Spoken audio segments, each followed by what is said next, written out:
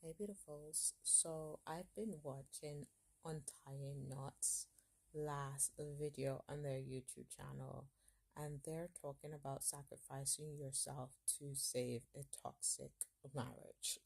Let's get into this. So next month, November, will be a year since my separation from my 10 years of marriage, 4 months since my divorce.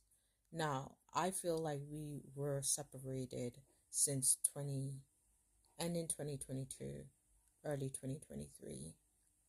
He's been planning to leave. However, I, because of the level of disrespect and the way things became, I feel like I was forced to go through with the divorce. It was not my first time applying for the divorce, but it was my first time sitting through the process of the divorce. And that was, for some reason, a difficult thing for me to do. So I was scared myself out of going through with the divorce. Now, what caused me to actually go through with it and not scare myself out of it is I started recording our conversations and our arguments since October 2023. I started just recording everything because at one point I really thought that I was losing my mind, where 1 minute we seem good, in that same minute it can go from really good to really bad. And it's like I'm losing myself because I'm like, why is this like that? Do you love me? Do you don't love me? It was very hot and cold. It was also, you're good to me now, you're not good to me now. You're kind to me now. You're very mean to me now. So the relationship was very hot and cold. And I remember saying to him, you are my builder, but you are also my destroyer. And that's what I saw him as, someone who will build me up, but someone who will take the same strength that he's built me up with and then break me down. But it was also that, like, I was, when it was bad, I was holding on to the good, right? And I feel like I was never truly accepting of the bad. And bear in mind, I've been in this for 10 years, right? Bear in mind, it's been like this for 10 years. Matter of fact, it didn't get better, it got worse. So we got worse in arguing and screaming, and our argument was very destructive. We were doing it in front of our children. And we've been doing this since when he met me. My children were 11 months, 4 and 5. We've been doing this all the way up till they were 10, 15, and 14. Okay, just think of the damage that I have assisted this stranger to my children for 10 years to put towards my kids. The arguing, the disrespect, the staying out, the lying, the cheating, the cover up, the deceit, the just the most, right? The most, absolute most.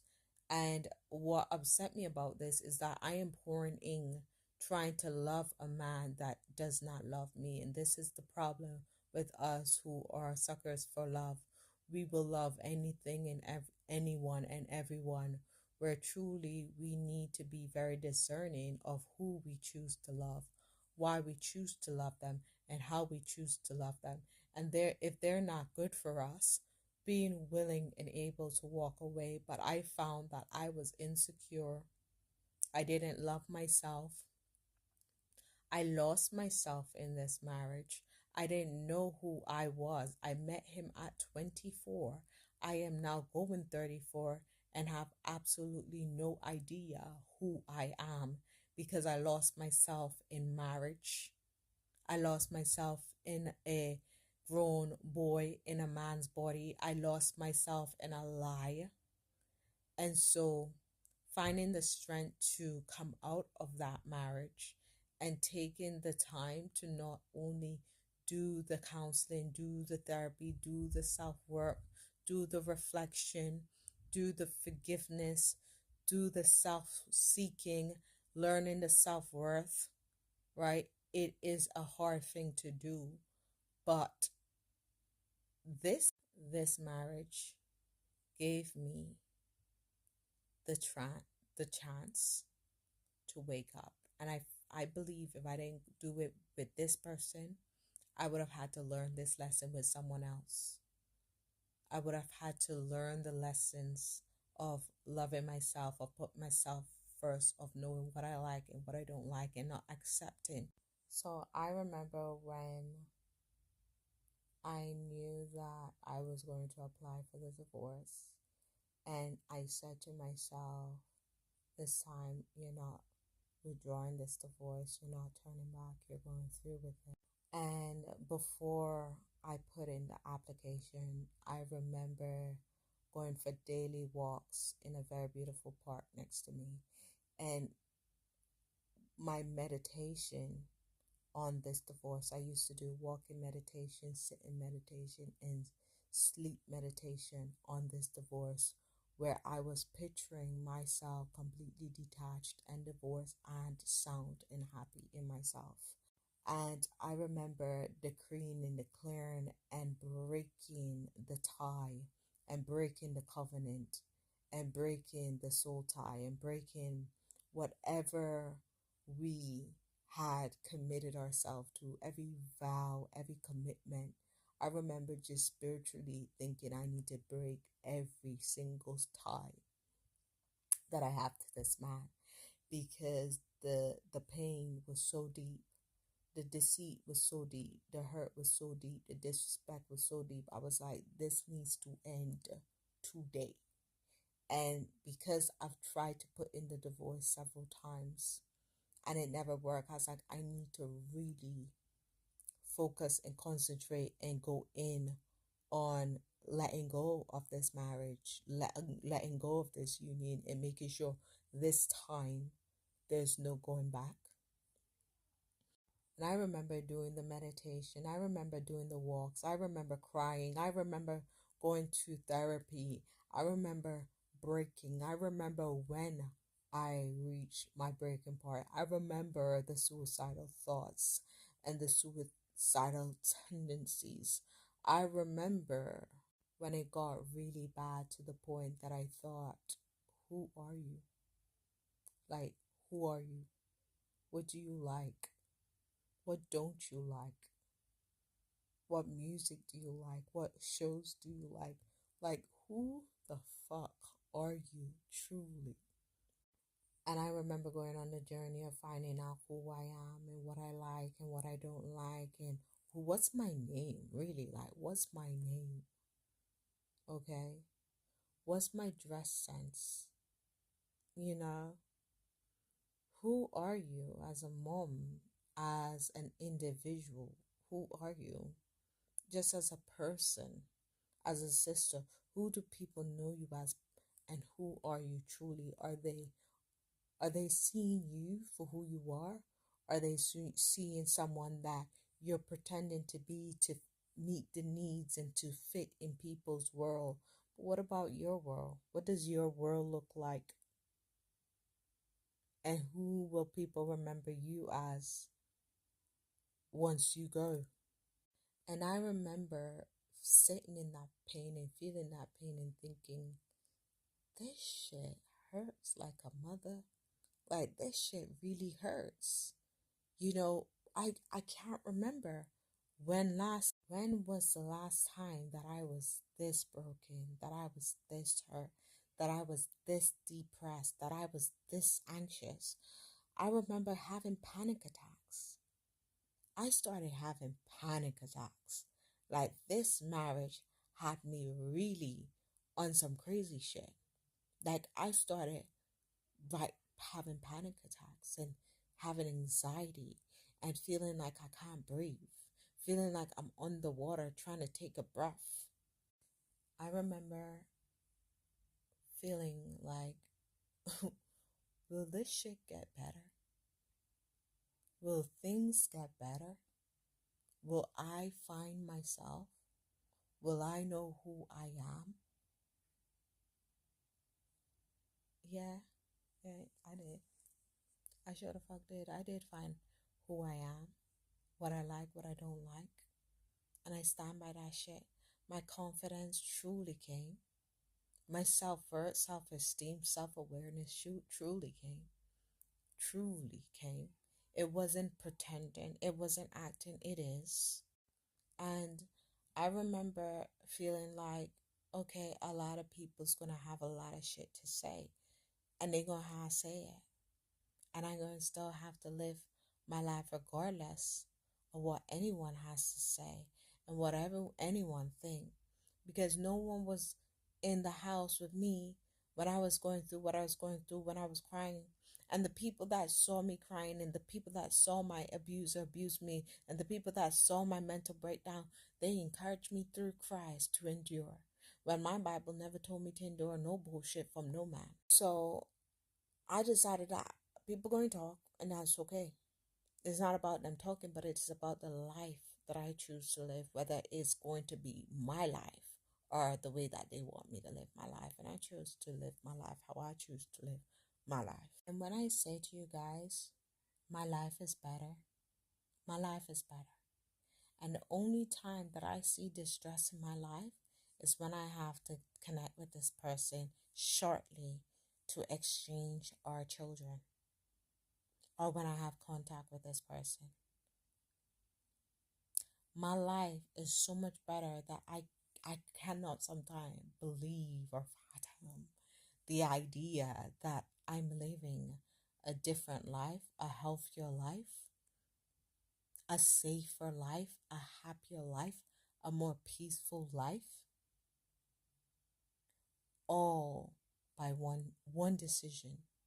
One decision. And it is crazy to me that I spent 10 years with this person. And it's crazy to me that a lot of us give so much of our life away to the person who was making our life difficult.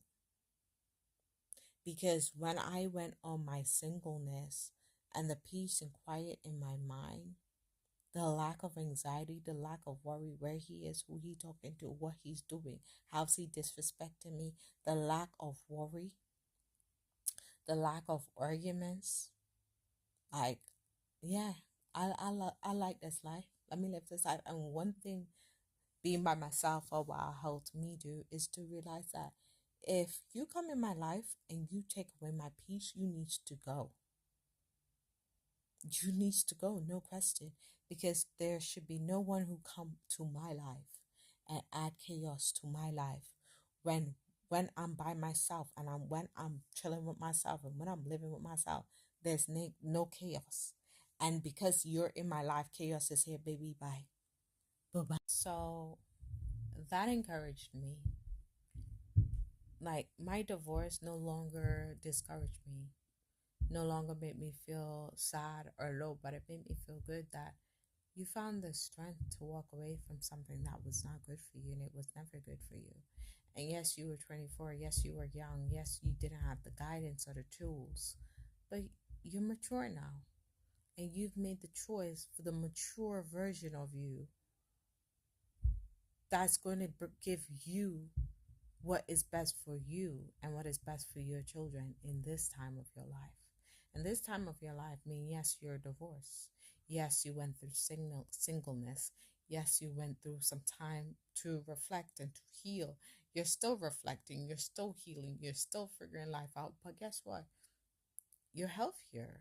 Your well-being has increased. Your mental health has better. Your health, the way you eat, the way you live is much better. You're happier in your relationship. You have better people around you. Your circle is different. You're different. And ain't nobody mad at that at all. I ain't mad at that. I'm not mad at all. Okay? And the thing about going through a divorce is not everyone's going to be happy for you. Some people's going to want you to stay in that misery to make them feel good through their religion and their faith. No, you ain't in this misery. This ain't your life. This is my life. And I choose to make this misery end in the name. So on the YouTube channel, they both spoke about, you know, how divorce will allow you to come out of toxic relationships. My divorce definitely allowed me to come out of a toxic relationship that I didn't even realize how toxic it was until I was out. Coming out of the relationship with my ex-husband made me really see him. And it is so true, when you're in something, it's very different than when you're out of it. When I came out of it and I was looking at him and I was experiencing him out of the marriage, out of the same house, out of, seeing each other daily, being around each other daily, I was like, who, who is this guy? Because there's no way in hell I was married to this man for 10 years. I just could not believe that I was with someone for so long and did not truly recognize or realize that I was with this kind of person. That also speaks volume to me on how I lack awareness of myself and how I lack awareness of others. And now that my awareness have matured and I have matured, to see this person and to see me and to see life differently through a different lens made me realize that I was in no state to be choosing anyone, because I didn't know how to choose them and I didn't know how to get rid of them in a good timing. But stepping back out of this marriage and coming out of this marriage made me realize how much I needed to work on within myself, within my choices, and also how dope I am and how I allow people to take advantage of who I am, even though I'm really her. Like, I'm really that person. I'm really that person who's gonna look out for the people that I love, who's gonna stand 10 toes with whatever trouble they're in. I'm really that person. And to know that some people will take advantage of you, knowing that how good you are, right? And I'm not being big. Well, maybe I am. I am being big headed because I'm really that person. But stepping back from my divorce helped me, or coming out of my divorce helped me to become a better person, be able to grow in myself, to find a relationship that I can be myself in, and this person is encouraging and supporting me to flourish, and I don't have to sacrifice no part of me to be with them. And there is this saying that to be in a happy marriage or a long good relationship, you have to sacrifice and compromise. And um, I realized that yes, you're there and you're making each other need and you make each other happy, but you can also give more and love more, and sacrifice less to nothing and still be happy in this relationship. I don't have to sacrifice my personality. I don't have to sacrifice my presence. I don't have to sacrifice who I am to make someone happy. And the person that I'm with, I find that they want more of me. They want me to be myself. And they're encouraging me to be me. And they're enjoying me where I couldn't even be half or a quarter of who I was in my last relationship. So we need to be very careful when we talk about sacrificing, and exactly what are you sacrificing, and is that sacrifice worth it? I love how the young woman in this video podcast YouTube explained, she said she was in the wrong soil. And so because she was in the wrong soil, the wrong marriage, she was held back from her true potential, her true worth, her true being. And a lot of us, which I found myself in 10 years in the wrong soil, and coming out of it and looking back, I knew I was in the wrong soil. Healing and going through my healing journey, and then going back into the dating world, and then eventually going back into a relationship, I knew for certain I was in the wrong soil, because what I've seen in 6 months and what I did in 10 years is like, when you're in the right soil, what you've done in 10 years, you could do in 6 months or less, or even better. And I find that 6 months in good soil may bring forth better fruits in you, better person, a better person out of you, a better love, a better environment, a more happy, joyful, peaceful you. And so I'm gonna try and end this video here. I have so much to say, but I definitely believe before you jump to marriage, you really need to learn what it is. And you really need to learn what is good for you and what is not, and how to let go of what is not good for you and let go in a timely manner. We have this thing of holding on to things for way too long until it's about to kill us. But we need to realize when something isn't good for us from day, and be able to let it go wholeheartedly and welcome what is truly yours. If you like this video, don't forget to like, share, subscribe. Peace. And follow me on TikTok.